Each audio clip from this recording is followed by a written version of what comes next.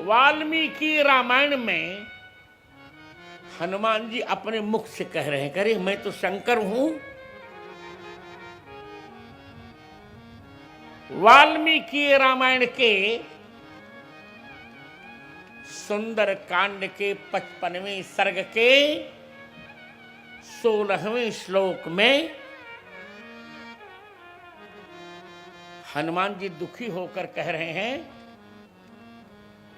धिगस्तु राज संभाव मनीष मनवस्थितम। इस मेरे राजस भाव को धिक्कार है। क्यों? वो ईश्वरेणाप, ये देखिए, ईश्वरेणाप यद्रागान मया सीता न रक्षिता। मैं ईश्वर होते हुए भी सीता जी को नहीं बचा पाया। ईश्वर माने शंकर जी। ईश्वर शंकर जी का पर्यायवाची है।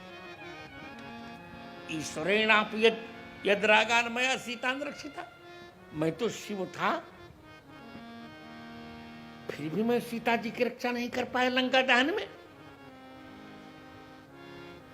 फिर चारणों का नहीं, सारी लंका जली, पर जिस वृक्ष के नीचे सीता जी विराजमान है वो नहीं जली। हनुमान जी को संतोष हो गया। मैं ये कह रहा हूं कि हनुमान जी का रुद्रावतार वेद सम्मत भी है, वाल्मीकि सम्मत भी है, पुराण सम्मत भी है और रामचरितमानस सम्मत भी है। स्वयं शिव जी हनुमान जी के रूप में राघव जी की सेवा करने के लिए अवतार लेते हैं। बानराकार विग्रह पुरारी।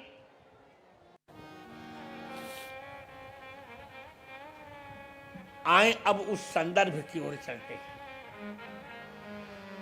कौन सी परिस्थिति रही होगी जब शिव जी ने स्वयं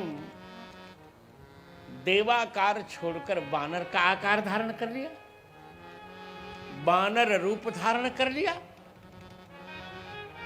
और सुंदरकांड में लंका वालों ने भी कहा कि हम जो कहा यह कपि नहीं होई, ये वानर हो ही नहीं सकता। क्यों? बोले बानर रूप धर सुर कोई, हम जो कहा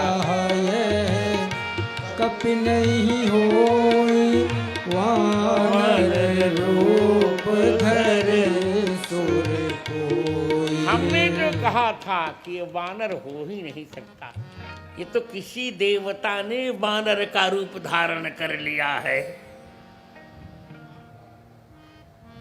और दोहावली में, दोहावली के 142वें दोहे में कहते हैं गोस्वामी तुलसीदास जी, जहीं शरीर रति राम सन,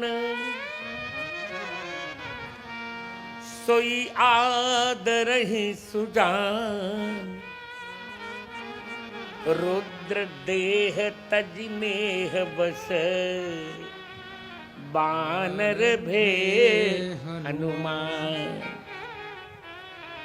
जिस शरीर में राम जी के प्रति प्रेम होता है,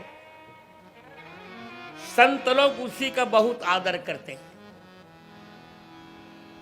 इसीलिए देवता का शरीर छोड़कर, रुद्र का शरीर छोड़कर शिव जी स्वयं बानर बन गए।